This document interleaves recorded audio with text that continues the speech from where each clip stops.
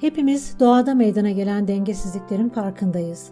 Önceki bölümlerde orman kanunlarının ne anlama geldiğinden bahsetmiştim. Özet olarak bir canlı ihtiyacından fazlasını tüketirse beslendiği kaynağı kurutur, sonuçta kendisi de yok olur.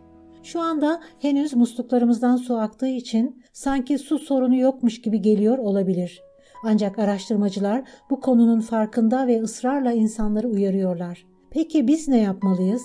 Bu soruya cevap vermeden önce yağmurların nasıl oluştuğuna bir bakalım.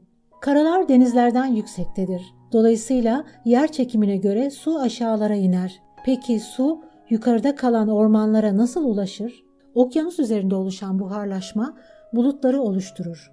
Bulutlar rüzgarın yardımıyla karaya doğru çekilirler. Ancak bulutlar en fazla 200-300 kilometre uzaklıktaki iç bölgelere kadar gidebilirler. Denizlerden 600 kilometre kadar uzaklaşıldığında kuraklık artar ve çöller başlar. İç bölgelere yağmur nasıl ulaşır? İç bölgelerdeki ormanlarda bulunan ağaçlar yağmurların bir kısmını durdurur ve tekrar buharlaşma sağlarlar. Burada oluşan su buharı yeni bulutları oluşturur. Yeni oluşan bulutlar karaların içlerine kadar gider ve bir döngü oluşturur. Bu döngü devam ettikçe su her yere ulaşır. Bu keşif Rus bilim insanı Anastasia Makarevya ve arkadaşları tarafından keşfedilmiştir. Araştırmacılar dünyanın dört bir yanında yaptıkları araştırmalar sonunda aynı sonuca ulaşmışlar. Orta Avrupa bu 600 kilometrelik alan içindedir. Yok edilen ormanlar yüzünden yağmurlar iç taraflara ulaşamamaktadır. Şu anda var olan az sayıdaki orman sayesinde henüz suyu bulabiliyoruz.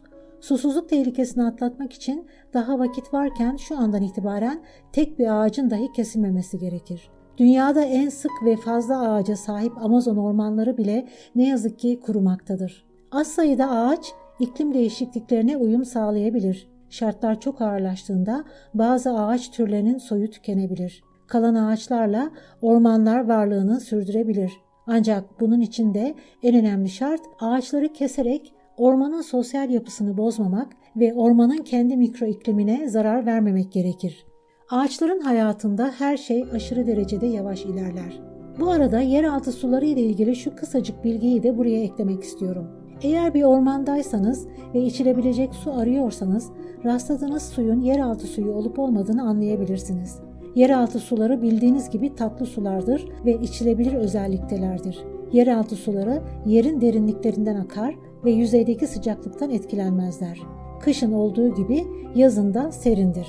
Tatlı su salyangozları 8 dereceden fazla sıcak suyu sevmezler. Bataklık veya çamurlu bir alanda akan minik bir su akıntısının suyu 9 dereceden düşükse bunun yeraltı suyu olması ihtimali yüksektir. Bazen donmuş bir orman zemininde sızıntı şeklinde akan sular görülür. Bu sular da yeraltı sularıdır. Vahşi kelimesi nedense ormanla, özellikle ormanda yaşayan hayvanlarla ilişkilendirilerek kullanılıyor. İnsanın kontrol edemediği olaylar vahşi kelimesiyle açıklanıyor.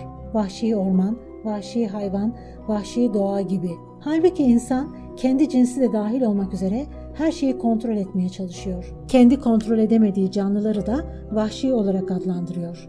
Oysa bana göre vahşi, başka canlılara, doğal yaşama zarar verenlerdir. Bu dünyada bulunan her şeyin var olma sebebi var. Canlılar arasında karşılıklı bir alma verme durumu var. Aslında işin gerçeği doğanın, hayvanların insana ihtiyaçları yok. Onlar kendi dünyalarında insan olmadan yaşayabilecek yetenekte yaratılmışlar. Orman kanunları o kadar net ki bunun dışına çıkan kendini yok ediyor. Bu yüzden kanunlara uymayanlar yüksek bir mahkeme tarafından yargılanmaya gerek olmadan yok olarak ve kendi nesilleri tükenerek cezalandırılıyorlar. Hayat kaynağımız olan ormanları yakanlara bir yandan en ağır cezaların getirilmesi, öte yandan halkın bilinçlendirilip otokontrol mekanizmasının kurulması gerekmektedir. Şüphesiz her ağacın başına onu koruyacak bir görevli dikilemez. İnsanları orman ve ağaçlar hakkında eğitmek çok önemlidir. Ağaç ve ormanlar hakkında bilgisi olanlar zaten onu korurlar. Ormanların hayatımızdaki katkısını bilmek, onu korumak için yeterlidir. Aslında çıkarılacak tüm kanunlar bir anlamda ormanları korumaya yetmez. Önemli olan insanın bunun idrakine varması, bilinçli hareket etmesidir. Yaprakları zarar gören bir ağacın fotosentez yapamayarak oksijen üretememesi ağaç kadar bizim de sorunumuzdur. Çünkü nefes alırken oksijene ihtiyacı olan bizleriz. Dalı kesilen bir ağacın tıpkı insan gibi yaralandığını, bu yaradan her türlü mantarın, haşerenin girerek ağacı içten içe yok ettiklerini, zayıflattıklarını bilmek bizim için çok önemlidir. Çünkü kış günü aniden arabaların üzerine devriliveren ağaçlar bunlardır. Çocuklarımızı ağaçların yapraklarını, dallarını koparmamak için uyarmalı, ancak bunu neden yapmaları gerektiğini de onlara anlatmalıyız. Mesela yazın çocuklar dışarıda oynamayı severler. Oysa fazla güneş çocuklara zararlıdır. Ağaçların gölge yaptığı bir ortamda sıcağa rağmen çocuklar rahatça oynayabilirler.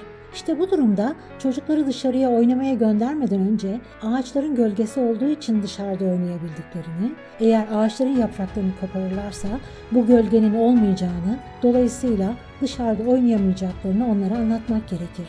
Fazla zaman almaması ve dikkat dağıtmaması için hayati önemdeki bu bilgileri mümkün olduğunca kısaltarak vermeye çalıştım.